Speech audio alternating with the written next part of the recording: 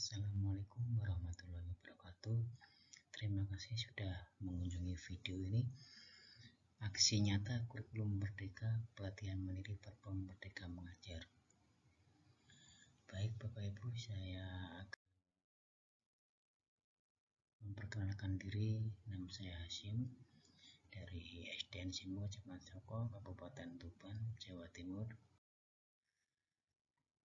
Kali ini kita akan bahas topik tentang apa itu kurikulum. Pengertian kurikulum. Kurikulum dapat dimulai sebagai titik awal sampai titik akhir pengalaman belajar murid. Kurikulum juga diibaratkan jantungnya pendidikan. Terlihat dalam bakunya The Basic Principles of Curriculum mengungkapkan bahwa ada 4 komponen dalam kurikulum, yaitu tujuan, konten, metode atau cara, dan evaluasi. Kualifikasi kurikulum ada 3 bagian, yaitu tujuan pembelajaran, konten, panduan pedagogi, dan panduan asesmen. Komponen-komponen tersebut dapat digunakan untuk mendesain kurikulum dan pembelajaran sesuai dengan kebutuhan murid. Murid menjadi acuan atau core dari kurikulum itu sendiri, maka kemerdekaan murid merupakan jantung pengembangan kurikulum. Apa peran dan fungsi kurikulum? Kurikulum adalah salah satu komponen penting dalam sistem pendidikan nasional. Kurikulum berperan sebagai pedoman dan acuan dalam pembelajaran. Fungsi kurikulum bagi guru adalah untuk memandu dalam proses belajar murid. Peran dan fungsi kurikulum dapat kita optimalisasi dalam kerangka: 1. Mewarisi nilai dan budaya masyarakat yang relevan dan masa kini, mengembangkan sesuatu yang dibutuhkan masa kini dan masa depan. 3. Menilai dan memilih sesuatu yang relevan atau kontekstual sebagai kontrol sosial. Untuk umat yang memiliki keragaman suku, budaya, bahasa, adat istiadat, dan agama harus menjadi pijakan awal dalam mengembangkan kurikulum. Sesuai kurikulum dapat digunakan sesuai konteks di mana satuan pendidikan itu berada. Guru berperan sebagai ujung tombak implementasi kurikulum dalam proses pembelajaran, maka harus tahu bahwa kurikulum nasional perlu disesuaikan dengan kebutuhan satuan pendidikan. Oleh sebab itu, pengembangan kurikulum diperlukan di setiap satuan pendidikan. Kurikulum yang baik adalah kurikulum yang sesuai dengan zamannya. Di sini peran guru sebagai pemilih dan pengembang kurikulum di satuan pendidikan. Guru harus melakukan adaptasi sesuai dengan konteks dan karakteristik murid. Begitu pula dengan pembelajarannya. Guru yang lebih mengetahui kebutuhan murid, kompetensi apa yang dibutuhkan, dan bagaimana cara mewujudkannya. Proyeksi pendidikan 2030 menurut OECD Organization for Economic Cooperation and Development mengatakan bahwa kompetensi tidak hanya fokus pada kognitif, sikap, dan psikomotorik, tetapi juga nilai atau value yang melengkapi kompetensi murid.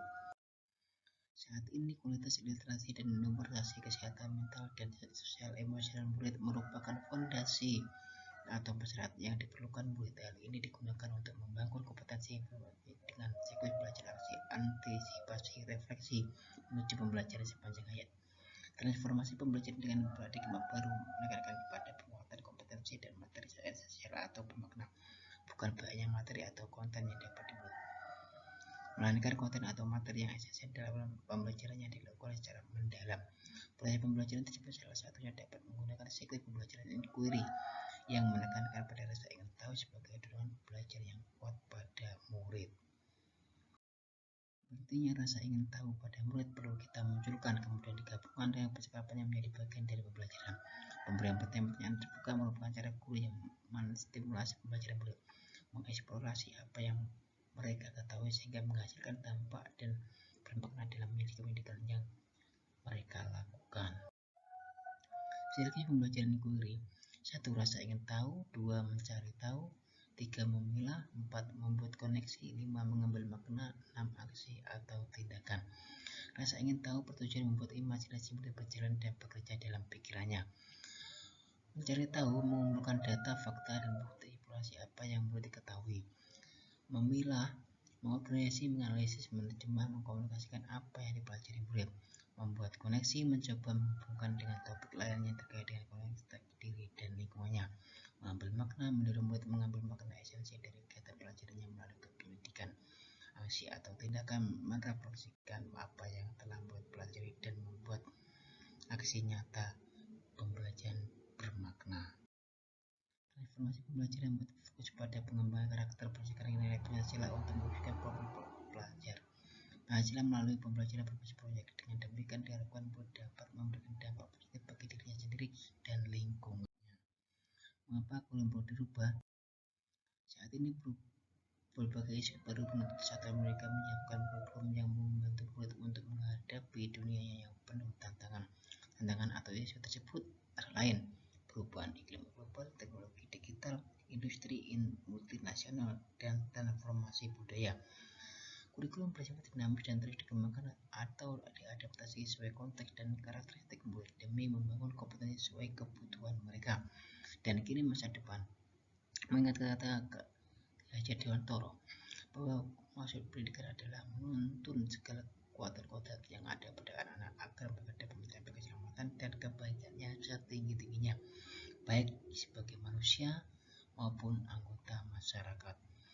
Maka demi menuntun kodrat membuat kita pembelajaran termasuk kurikulum yang kita selenggarakan juga harus terus menyesuaikan dengan kebutuhan mereka. Sebagai guru, kita harus belajar terus untuk mengikuti dan memahami tren kehidupan murid kita yang tergolong generasi Z dan Alpha. Berbagai penelitian menyampaikan bahwa mereka sulit dipisahkan dengan media sosial. Keadaan ini bisa dimanfaatkan oleh guru untuk tujuan pembelajaran, misalnya dengan meminta murid membuat dan membuka tugas melalui aplikasi digital. Diperlukan peran orang tua, masyarakat, dan sekolah dalam mewujudkan kurikulum yang berpihak pada murid.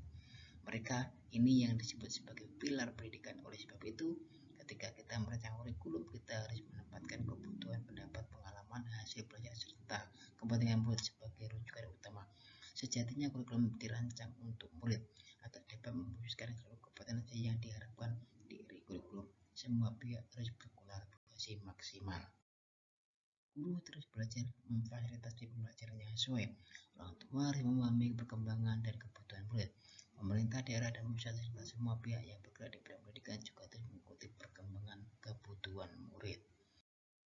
Mari kita bersemangat menghadapi dan menjadi bagian dari perubahan ke arah yang lebih baik.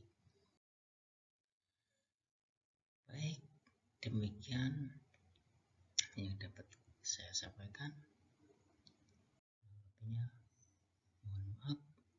Terima kasih atas perhatiannya. Wassalamualaikum warahmatullahi wabarakatuh.